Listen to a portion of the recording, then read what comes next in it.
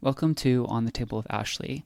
This is part 2 of our episode with Dr. Woodward and Autumn Bear, and episode 7 of our wellness series, where we take a deep dive into the true meaning of wellness, cutting through the noise of quick fixes and fleeting health trends to uncover what wellness truly looks like. Each episode, you'll hear from experts across different fields as they share how they approach health, from physical and mental health to holistic and alternative practices, to give you real lasting ways to care for your mind, body, and spirit. Our guests this episode are Dr. Kelly Woodward and Autumn Bear, who we are so excited to welcome back onto the podcast for a second episode. Dr. Kelly Woodward is a preventive and family medicine physician with over 30 years of experience in lifestyle and integrative health, with a career that includes serving as a consultant in public health and a 22-plus year tenure in the U.S. Air Force, retiring as a colonel. Dr. Woodward brings deep expertise in chronic disease prevention, longevity, and lifestyle medicine. After leading wellness programs at Intermountain Park City Hospital, he joined the Autumn Bear Wellness Collective, where he focuses on helping patients thrive through balanced longevity and mindful living. Autumn Bear is the founder of the Autumn Bear Wellness Collective, a space where modern medicine meets ancient healing. Trained in Chinese medicine and acupuncture, Autumn blends traditional medicine and spirituality to guide people towards deeper wellness and self-connection. Autumn holds a Master of Public Health from the University of Arizona, licensed in acupuncture in Utah and New York, and a board-certified diplomat. Autumn has taught in global programs integrating acupuncture into medical settings. Her work focuses on whole person healing, community connection, and empowering people to take on active roles in their health. Enjoy.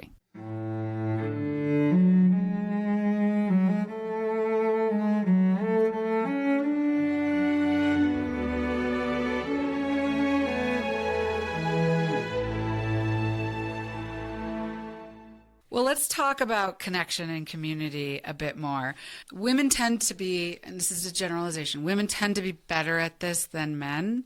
One of the things I've really loved moving to Park City, I feel like my husband has made so many friends and has so many wonderful friendships and is frankly doing really well on that side, where in San Francisco where we lived less so, which may be partially a symptom of life, like busyness of life and the time in our lives where we were focused on our careers and other things as well. But talk to us a little bit about connection and how you encourage patients to increase that, that number 4 of the plan. And is there a standout story where somebody did make a change and noticed like a big health improvement? I have had some experience, and it's mostly with men who I've seen as they get older and retired. I've talked to men who literally have said to me, I don't have a problem in the world. What's wrong with me? Something's not right. I have all the money I need.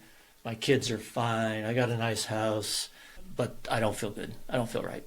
And I believe we are biologically a mammal that is a social mammal. There are other mammals that are social mammals. Lots of them are. What's kind of in the deep essence of that, and I don't think we entirely know the biology and physiology and chemistry of it, and that's okay. I think that we got to get out of the notion that until we prove all that, we can't believe it.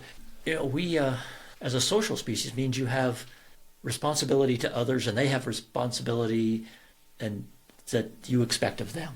That's what social creatures have, is they need each other.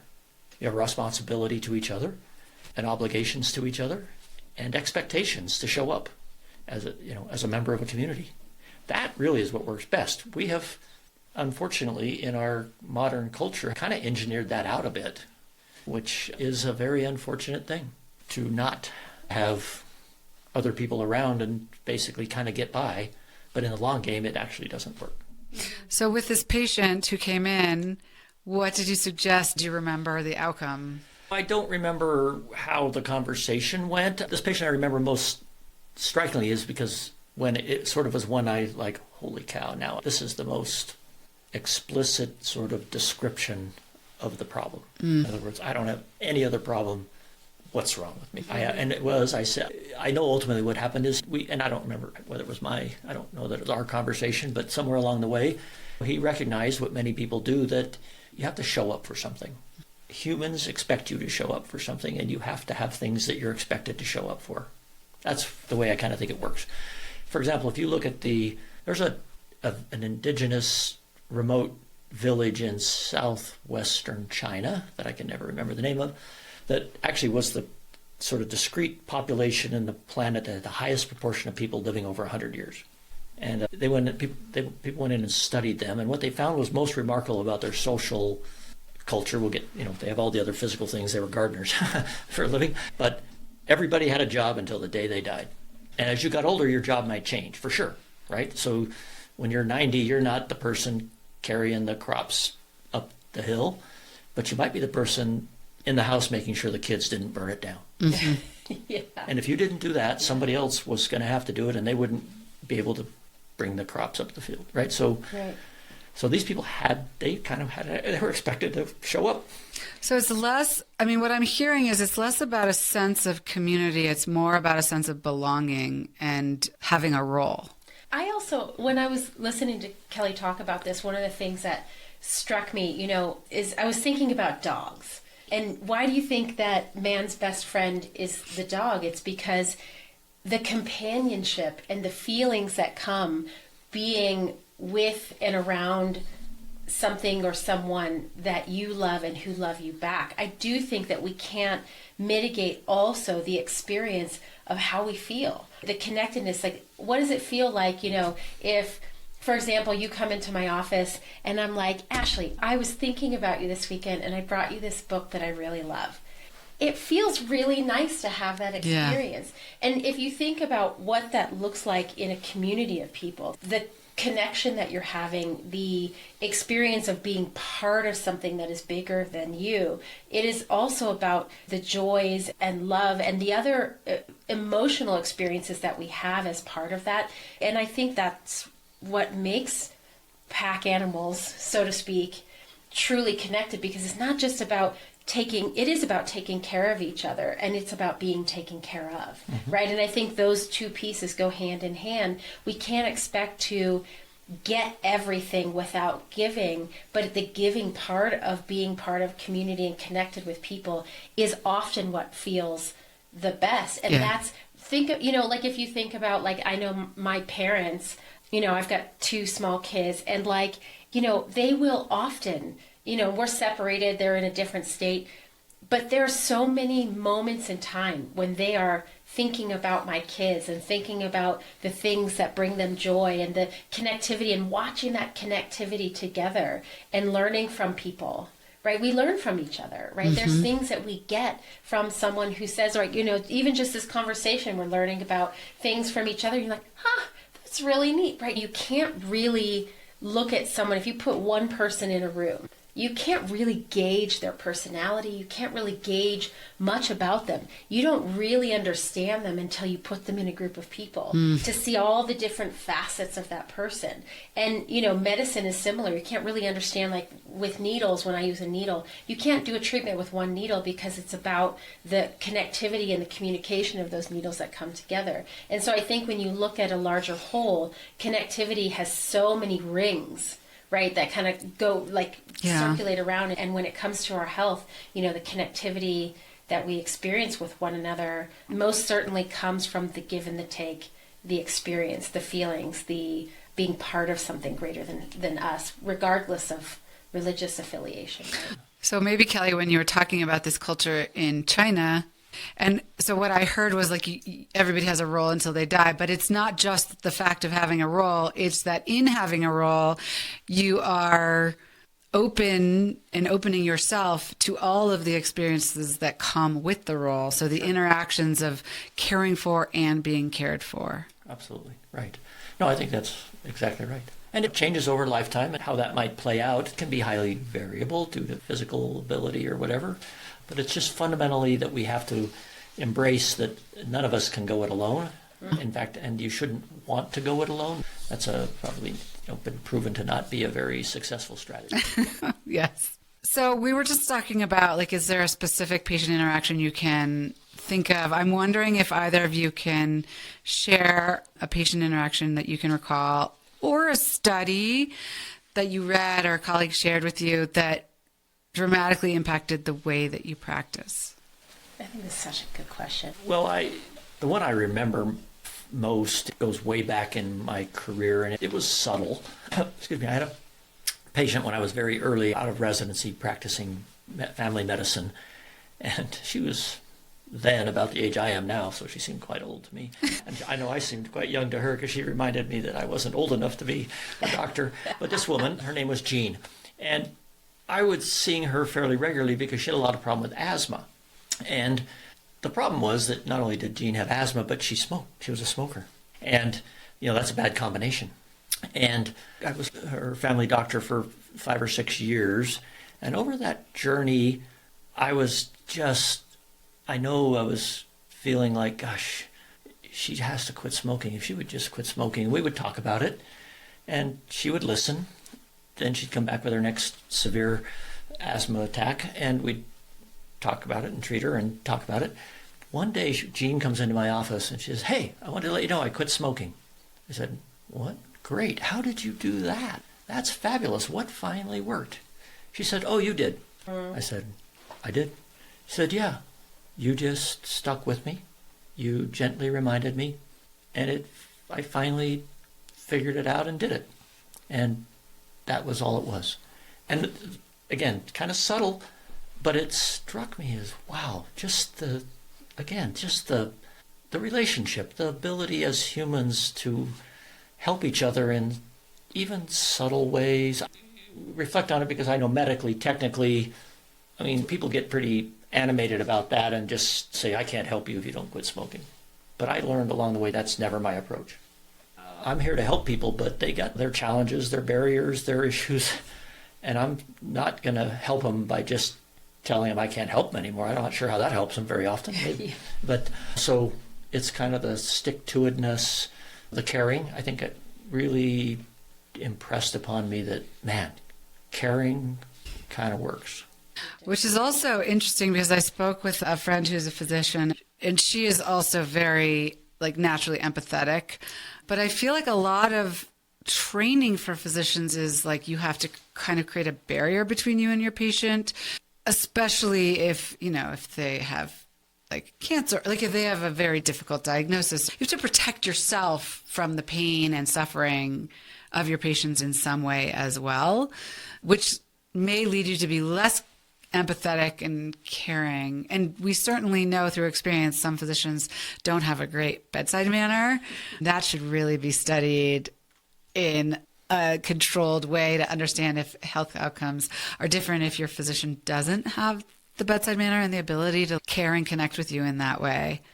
I find that to be a really interesting conversation because I do feel like there is somewhere, and I didn't go to traditional medical school, so I don't know what they taught you in school. Do they actually teach you to say you need to be removed from your patients, you need to hold a distance? Is that actually a thing that? Well, I don't recall it being kind of a part of some lecture, but I do think it was kind of the practice sort of tone that we got from a lot of when you went out and started working with other physicians who were ahead of you and were teaching you. Yeah, but I don't remember having a PowerPoint slide thrown up on the screen to tell us about that. I do think that there's a big difference between ethical boundaries, and holding back emotional investment. And I think for me, something that's just who I am, I do think that obviously ethical boundaries are you don't do things that are going to harm somebody or have interactions with someone that is not to their best interest. And I think that's one thing. But I hug my patients. I genuinely believe in the connectivity of our experience together. Absolutely. Because we're in it together. And I think for me, when you're asking that experience, as a budding practitioner, I wanted to change the world. I was like, yes, I've got all this information. I'm going to give it to everybody. And it took a little while to realize not everybody is going to hear what you have to say if they're not ready. And as I grew as a practitioner, I think the thing that changed my practice the most and how I practice was everybody I see is either sick or dying. And was with a lot of patients in different ways. And I see everybody who's got all kinds of things. And it is the human connection that we forge that matters so much to the outcome of what they hear, what they experience. And I have to understand and know that I can't expect perfection, and I can't expect just because I say something that someone's suddenly going to be able to change 30, 40 years of a habit overnight. And I can't get frustrated with a person if they don't, because they have to be able to show up for themselves first, and they have to be able to show up. I'm just there to help them navigate that path. And I think the biggest strides that I've certainly seen, I had a patient who, she had dysautonomia as a result of multiple head traumas. And dysautonomia is essentially where your autonomic system is not functioning properly. So she had weird sleep cycles, and her digestion was off. And she had kind of given this idea that that was just something that she was going to have to deal with. And well, first and foremost, I don't believe that that's true. I really believe that there are many ways in which we can manage care. And it may not be perfect, but I'm not one of those people that just goes, well, that's just it, right? And so because of her condition and because of all the multitude of things that she would come in with, we were constantly having to adjust and adjust and adjust and adjust. It taught me patience. It taught me that if you are patient and you care, that so many great things are possible. And she came in, and when I first started to see her, she could either pick up her children from school or go to Walmart. Those were her options. That was what her life had become. And I was like, well, I think that's unacceptable. And I was like, I am going to do all the things that I can to make that different. And we worked on so many things. And it took us a year. I mean, a year is a long time. It takes persistence, and it takes understanding that you have to course correct. But in the end, and now I run into her, and at the end of this year, I said to her, what are your goals, right? Because you went from having to either choose from seeing, like going to pick up your kids or Walmart. What are your goals? And she said, I really want to run. And I was like, okay, well, let's do that then. And we started the path forward of little by little. And, now every once in a while, I will in fact run into her running on a trail somewhere. And she does about 5 miles every couple of days, which is a massive accomplishment for someone who could barely. And the things that I learned from her were to understand that things don't change overnight. Yeah. I need to be patient and compassionate and kind and just continue to show up for her no matter what the challenge is, right? And to not be discouraged as a practitioner, to say, I may not have the perfect answer, but I'm going to figure some things out, and I'm going to help you find the right people. Even if I can't do it, I'm going to help you find the right people so that you get what you need. And I think that was really helpful. I mean, it's fascinating that both of you, like, your answers are about being compassionate and caring and kind, which is not the first thing people would, I think of in a healthcare practice. So I think it's so fundamental. And I would also say it's equally as important for the patient to feel that towards themselves. So it's hard to change habits like smoking or nutrition habits, even exercise habits or sleep. All of these things, we make the decision every day, but they're hard. Yeah. And so to be patient with ourselves, compassionate towards ourselves, and kind to ourselves.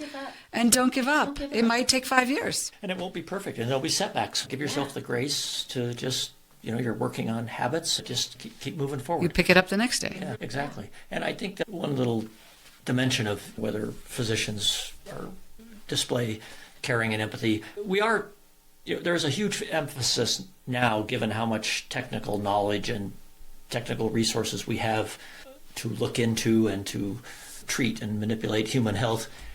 And that's kind of the bulk of the real hard sort of learning and training that physicians go through. And there's an expectation in our culture that we get it technically correct, right? We do the right test, we prescribe the right medicine or the right surgery or whatever. And sometimes the drive for efficiency sometimes makes it hard to do all of that and care. Yeah. I think I would actually say most of our colleagues, I would say most of them are probably very caring people. I think some are in a circumstance where the demands on their time, which I don't think should be levied on the patient personally, but that's kind of the way it's manifest, makes it hard. And then, so I think then this whole kind of thing about creating a boundary is much more about compartmentalizing so that you can move on to the next thing. Right. And that's probably a fundamental problem, I feel like, in relationships, and certainly in the primary care specialties, where, quite honestly, the long-term relationship can be powerful. Yeah. Anyway, so That's true. so I'm empathetic to that for Yeah. my colleagues. Yeah. Completely. And I mean, let's just say that physicians spend many, many years of their lives to become physicians. And the objective of that is to help humans.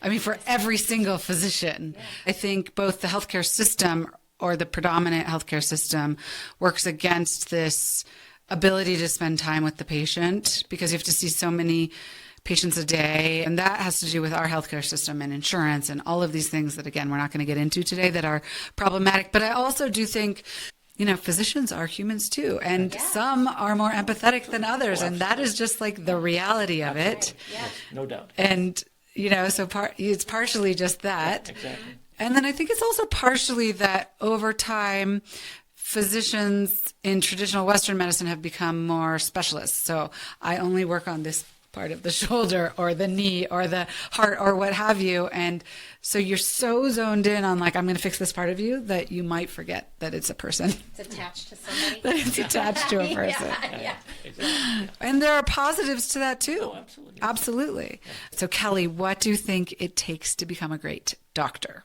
Is it the length of time practicing, the perspective that you have, the experiences you've had, the studying that you did in medical school, all of the above? What do you think? For my, kind of some of that's shaped a little by the conversation we were just having. You know, I think it does take a little different things for different specialties. I mean, for example, there are certain surgical specialties where, you know, it is primarily a technical task, or spine surgery or orthopedic surgery. Yeah. I mean, cardiovascular, I mean, all these surgeries. And so that I think is that is focused much more weighted on the technical side. For my side, which is more on the longevity, wellness, primary care, you know, taking, you know, kind of try to kind of understand the whole person, it's really about listening. And I've had patients who that is the first, most of my patients over the years, you know, I get, you know, see my reviews come back, and that's what they appreciated most. And listening is time consuming. Yeah. Right? And it's listening genuinely with curiosity. And because what I learned was how much I learned from my patients by listening. And by being curious. It's amazing. And it kind of hooks me in a way. I mean, in a way that is kind of it's part of that goes all the way back to my youth. It kind of pokes at that wonder I always had. It's like, holy cow, I learned so much from my patients. Wow. And it's by listening. And it's also then the next part of it is with listening and curiosity and having done well enough to get the basics of medical education and all the knowledge there, to then reconcile kind of the person's physiology and their circumstance. In other words, how do we make sense of it? Because it's not, I mean, I'm not a big proponent of just having chat sessions with people. Right. Although I know people appreciate that sometimes, but that's not my, you know, that's not, anyway. So it's then, okay, now how do I translate that into how can I help you? Is to have, you know, the ability to start to reconcile what is all this I've heard and how do these pieces fit together and how does that match how we know the human body works? Yeah. And how we can improve it. That's, to me, what I find is kind of my what I strive for, but what I also think is kind of successful certainly in the longevity and the wellness world. And maybe also what continues to drive you doing your work? It is my trap. I mean, I'm a little addicted to it. And because it sits as a place of wonder. And I'm like, wow, people. And what I concluded is, I think pretty much everybody I meet's interesting. It's like, everybody's interesting. I now go into it like, well, I mean, I'm now kind of conscious of it. It was kind of subconscious maybe before, but now I'm like, this will be interesting. Yeah. And it always is. It is. And that is why I do this podcast, because everybody's interesting. Everybody has something interesting to say and to teach us. And also, like, my brand, Amatand, is like curiosity and listening are two of like the fundamentals. So it's interesting. A lot of the conversation we've had today focused on wellness and health, I would say, is generally applicable just to life. One of the concerns I have is that people are falling away from listening and curiosity, generally speaking. So let's bring them back. And Autumn, I was thinking as Kelly was talking, I feel like you are a very good listener too. And then you also like every time I come to you, you ask me questions and you listen, and then you take my pulses. And so I'm interested, like, are you listening equally to my words and my body? Well, how do you? That's a good question. So just to give the people who are listening a little context. So part of the diagnostics of Chinese medicine are what we call the pulses. And there's this idea that each organ has its own pulse. And there are 28 qualities to those pulses. So when I'm taking the pulses for the heart, the small intestine, large intestine, I'm basically listening or feeling for each of those different qualities, and those qualities give me information about what's happening internally for you, right? And so what that helps me understand is what I'm hearing from what you're experiencing, and then I'm kind of cross-referencing those pulses to understand what's going on internally, and then I use those two pieces together to then design the treatment for where you are exactly in that space and time. So it is very individualized medicine, and so I'm looking at both. I'm hearing your experience, but I always ask my patients, what do you want to focus on today? Right? Because I want to be very specific and understanding. And then they are like so in a different space. They're like, no, my neck is kind of bugging me. You're like, oh, okay. So I have to make sure that I don't get too lost in what I find interesting, because I'm like you guys, I find people to be very interesting. And what I might want to tackle isn't what they want to tackle. So I have to understand that from you and where you are in that space and time, and then utilizing the resources that I have available to me. And an age-old practice, and they say in Chinese medicine that it takes 20 years to master the pulses. So you have to take thousands upon thousands of pulses to really look at what you feel in that experience and how that's going to influence, what points I choose, right? And so a lot of people will ask me, well, are they good? That's what they say. Are they good? And I'm like, well, it's not really a good and bad. It's really like, what are the quality of those pulses? Are they thin? Are they tight? Are they excess? Are they deficient? Is there some sort of underlying heat? Is there some sort of stagnation? Right? Those are the things that I'm looking for, because then I specifically will choose points that then transform that element of the body. Yeah. Because each point has a job and a connection. And so that's what I'm listening to. Okay. Before we go, I like to ask the same 5 questions to every guest. Before we get into that, is there anything that I have not asked either of you that you would like to make sure listeners know or hear? One thing I think people should appreciate, because when it comes to the foundational sort of elements of good health and longevity and wellness, what I find people have to do is they have to believe to see to believe. In other words, sleep. If somebody doesn't say, I'm going to try that, you will really, most people convince themselves that doesn't apply to me. Or that a little bit of more movement in your day is going to you're going to start to feel better. Yoda said in Star Wars Episode 1, believing is seeing. And I have found that's a little bit of it, and that's our job, is to help. I feel like sometimes I have to just help people understand so that they can then get enough belief to start to make a few changes, because then I'm pretty confident that they're then going to see it, the result, which then it reinforces the belief. So that's why I've changed it to believing is seeing is believing. And that, I think, is really powerful in human behavior and human health. I mean, I think by nature, based on the type of practice that I have, people are incredibly skeptical to begin with. So I think it is, for me, a combination of, most of the time people will come to me because they have a problem and they've tried a bunch of other things and they're like, I'm kind of at a loss. I'm going to try acupuncture. Or someone in their family was like, you should try acupuncture. And I do feel like there's a healthy level of skepticism when people walk through my door. And I feel like it is a combination of warmly educating someone and saying, here is what I know to be true. Here are things that I understand. I think you should try them.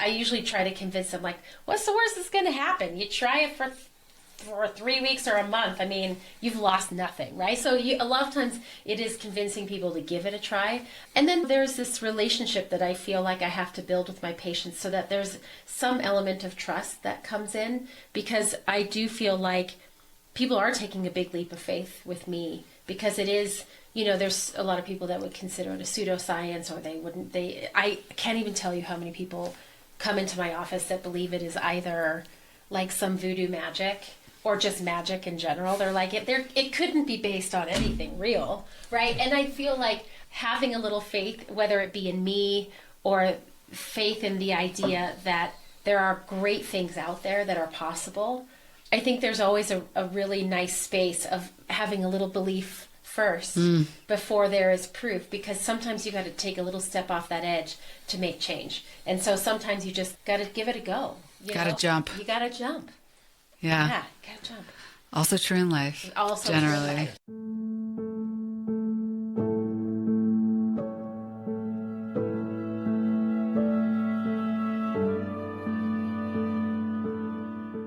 Okay, last questions.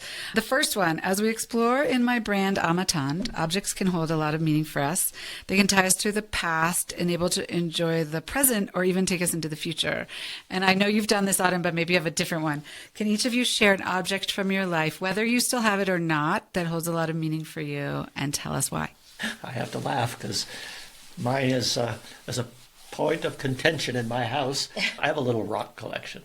And to me, and my wife is like, why do we keep that rock? I mean, it's just rocks. And they're not like rare rocks. But, in my youth, I was curious and I was out there looking at stuff and picking stuff up. And I like that one. And I was learning a little geology. So there's a few different, types of rocks that I specifically have.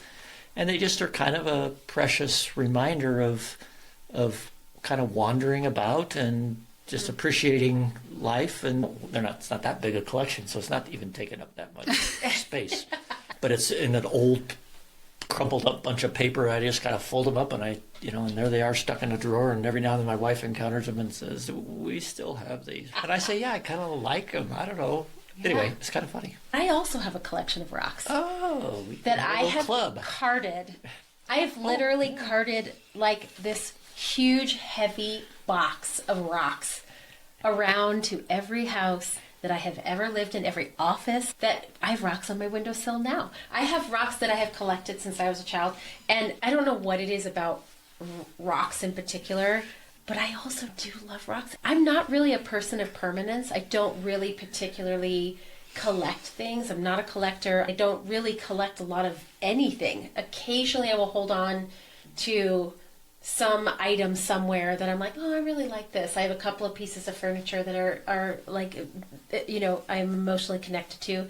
But it's funny because I often, my husband is a bit of a pack rat, and I'm always like, God, just get rid of this crap. And I always want to but yet I have rocks. I have rocks that I cart around all over the place. So, yep. Oh, you're welcome. Yeah. Because you're not going to be more tolerant of his rocks, even though they're not the same rocks. He doesn't have any rocks. But I also have some rocks, but mine were when we used to go on. I have three sisters, so we were kind of a big family. So we didn't travel that much when I was a kid, but we would be like driving to Tahoe or driving. So on the way, we would stop at certain places where they would sell like amethyst or like pretty geodes. So I have them. I don't have them out. I have them like in a keepsake box. I love asking this question because I believe that objects are just vessels for memories, and maybe as a time in your life or a person in your life or something. And it's always so interesting to hear what people come up with. So thank you for sharing. Can you also share a favorite tradition with us? It could be something from when you were children, something you do with your families now, anything at all. I think the last time I was here, I talked about my Christmas pickle. So Bodhi was learning all about different traditions around the holidays, and they were learning about a German tradition, which was that they hide these pickles in the Christmas tree, and he drew a Christmas pickle, which I now have framed in my house. But then we happened to be in a Christmas store around the holidays, and there was this box of 6 Christmas pickle ornaments, because apparently they've got little numbers on them, and whoever finds the number 1 gets to open the first package, or one of those. It was one of those, and I don't even know so much about the tradition, but I just wanted Christmas pickles. So now it's becoming a tradition. So now our tradition is we have pickle ornaments that we hang on our tree. Yeah. That's great. I have a broad, big family that has tangles kind of around the western United States. And we have this unspoken sort of tradition that if there is any excuse for a family gathering, everybody who can possibly make it makes it. That sounds And like it's fun. sometimes it might be a special birthday, it might be a graduation. You know, one of my nephews went on a mission, left for a mission for his church, and everybody showed up. Or it might even be a death in the family. And whatever it is, it's kind of this, we don't even necessarily talk that much about it, other than sometimes we remind the younger ones that this is just what family does. And it's kind of scattered around the calendar year, depending on when events happen, but it's, at least once a year, a big gathering occurs for some organic reason. And can you remember where or when that was born? Like, was it at what generation? Yeah, I would say it was with my grandparents. Okay. And somewhere along that way, I don't know then, maybe I was young, and maybe the patriarch or somebody, or the matriarch said, we're getting together, everybody better be there. I don't know. But that's kind of how it happened, and it continues. I think we all feel the power of it. Yeah. Mm-hmm. I mean, it's just kind of what we do. No, it is really remarkable. And some people who might experience it, because sometimes, friends and other people who we just met might find themselves at one of these things, are like, this is kind of amazing. That's Yeah. cool. I've never seen this many people get together for a birthday party. That's our tradition. Yeah. I love it. I love it.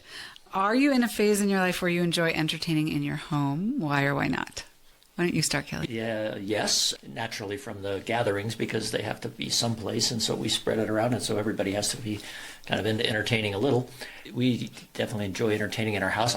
Interestingly, though, just like life, it's changed over the years. It isn't, I think it's much more low-key, much more about intimate conversational sort of opportunities than it is about even, not so much about even the spread of food or the decorations or anything like that. But we do, what we call entertaining might be, some people, in fact, I think I did have one of my cousins once say, this isn't very entertaining. We were having a great time. He was like, where's the entertainment? Where's the entertainment? What about you, Autumn? I would say one of the things that I really love is just having an open door policy. When we lived in New York, we lived in a neighborhood, and everybody always knew that our door was always open.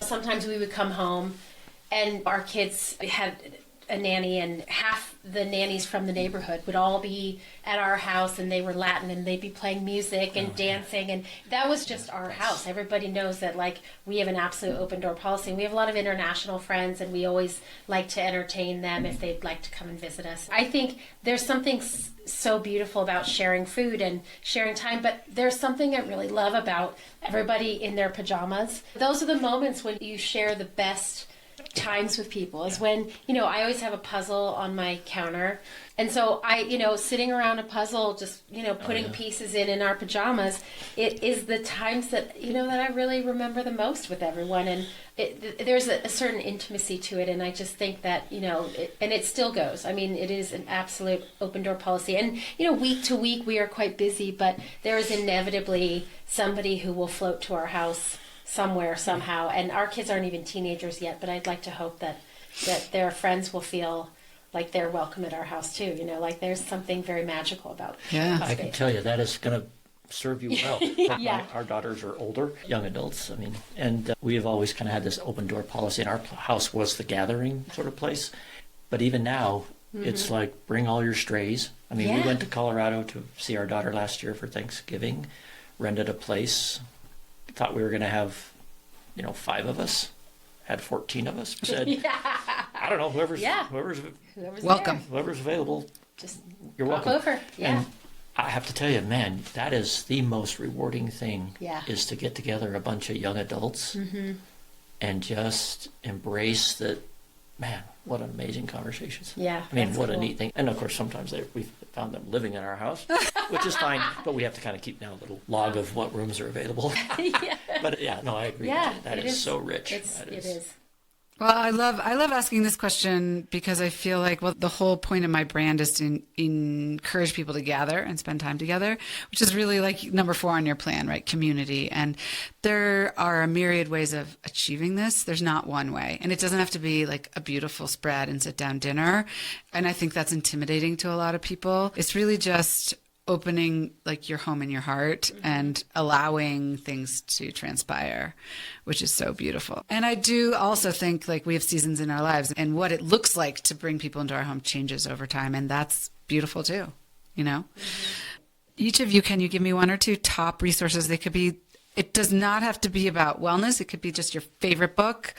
Like Autumn, you need to recommend the book that you recommended to me, to Kelly. My Family and Other Animals. Have you read that? I'm going to bring you a copy. no. It is Wonderful. It is one of my favorites. You're going to love it. It Yeah. sounds like who you were as a Yeah, child. yeah. So it could just be a favorite book, or it could be like a podcast or a website or anything.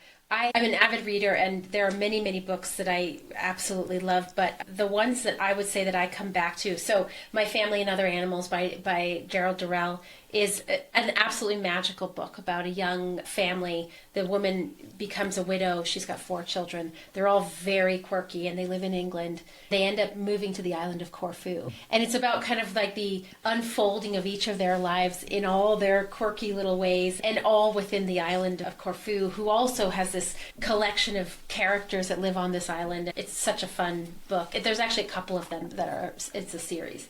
The other book I have that is one of my favorites is actually about a woman who, her name is, it's called Here If You Need Me, and it's about by this woman named Kate Braystrup. And she is married, has 4 children, you know, and her husband, who's in law enforcement, is considering becoming a pastor at this like Universalist church. And he's really contemplating this life change. So he goes out to work one morning, and a guy runs a stop sign, hits him, and he dies instantly.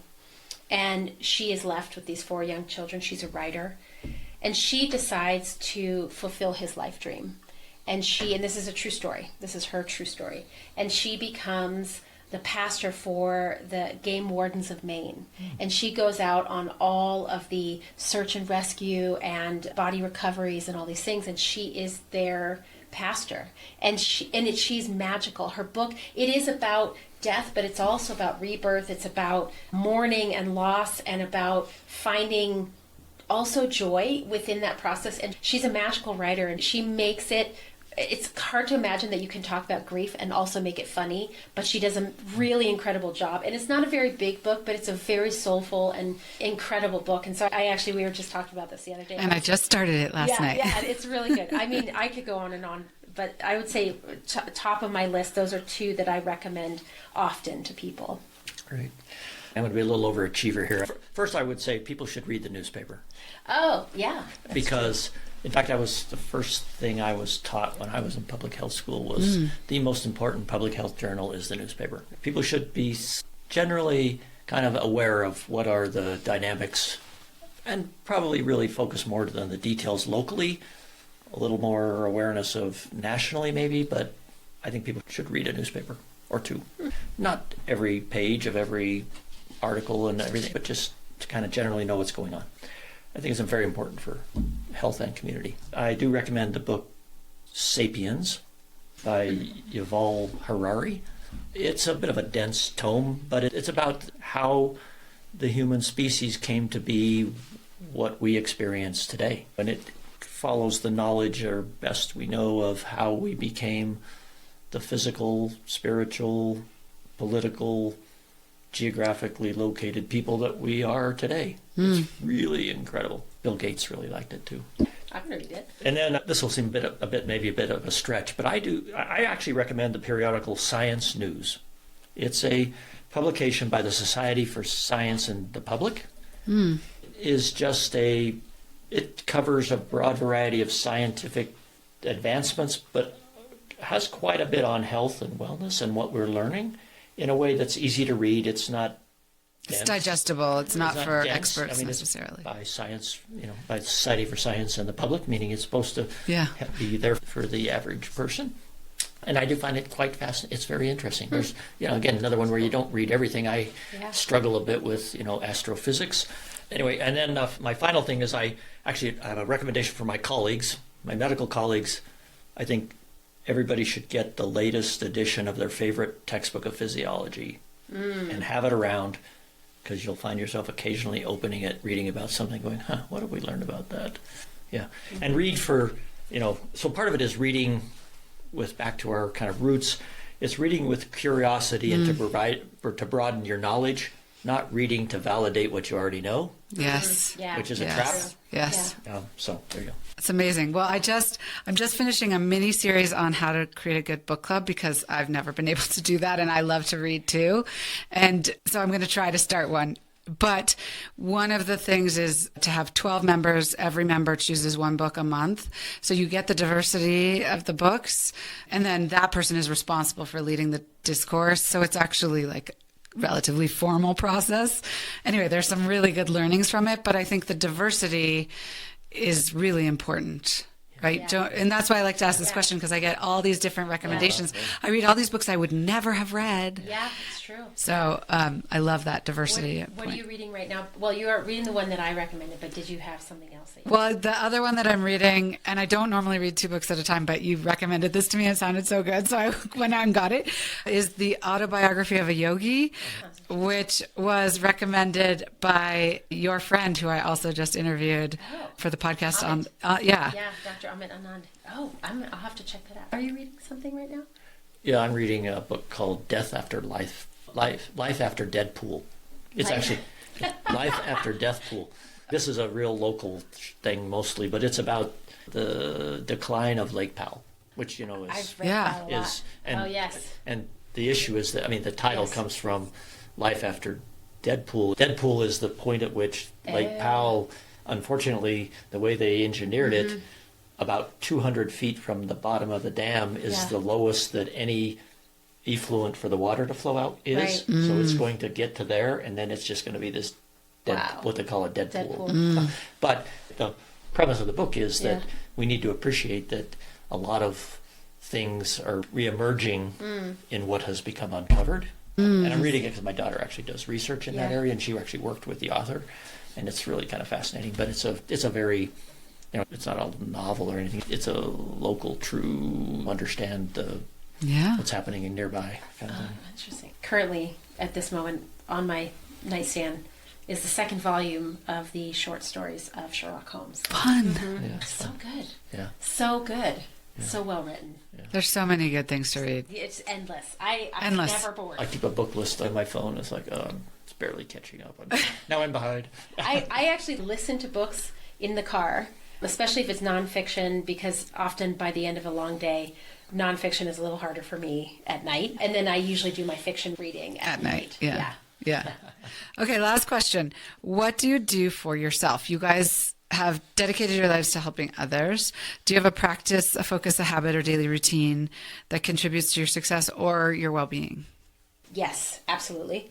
I would say the things that I cultivate daily, I get up at 5:30 in the morning and I do 30 minutes of a variety type of mindful meditation, gratitude. I do some work around compassion and forgiveness, and really kind of mindfully looking towards the future, almost kind of like that concept of, not necessarily getting caught up too far ahead in the future and in dreams, but setting really great thoughts for myself and things that I would like to achieve. And I do feel like that has tremendous power.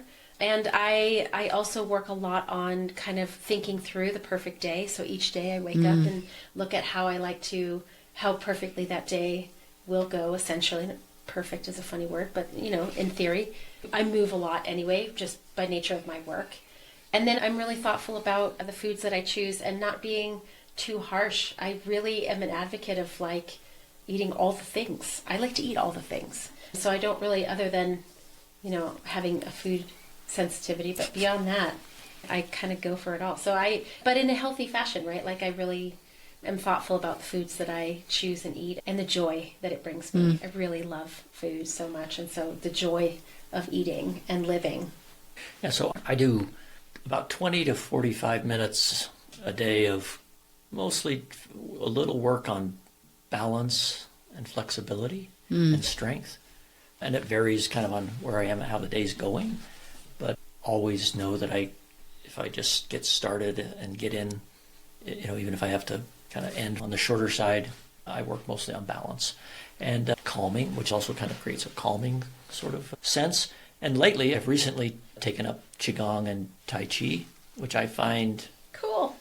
Really strikes me as that is a kind of a good way to embrace and improve on movement, balance, with in a fairly calm, mindful, mind-body kind of way that I can see that it's every bit as effective as, kind of people. For me, it's having the right effect. And part of the beauty of it is that it's not an expectation, like back to your dance, teaching people to dance thing.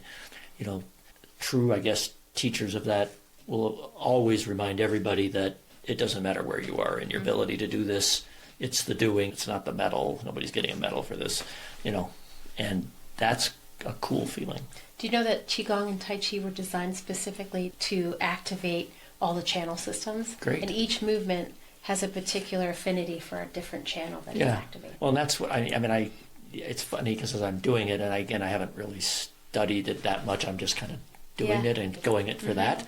I'm sitting there thinking, gosh, this is really thought out for very specific things. Power that I think we underappreciate about how our body is supposed to move, and there's certain movements have to be, they're really, the movements particularly in Tai Chi, a little more extreme, really make one aware that it isn't what we do mostly in our everyday motions in our modern society. Like, if you're a cyclist, which I appreciate, that's great, but that's a very narrow plane of motion. The repetitiveness has some value, but it doesn't do a lot of the cross-body sort of coordination that really challenges our brain. That's a very complex bunch of nerve functions that allow you to do certain motions and transition from one to the other in ways that a lot of our usual kind of activities really don't provoke at all. So I find it fascinating. It's kind of cool. And I have a little bit of a balance problem, so I really feel like it's helping tremendously, which I love. I'll bring you a book bag.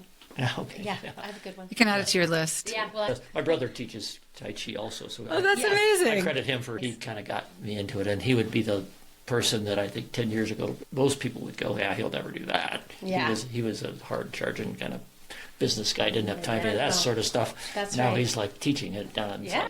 That's amazing. super cool. It's really cool. Well, I have never tried either. My sister practices Qigong, but now I look into these things. It's beautiful. It's a beautiful thing. It is.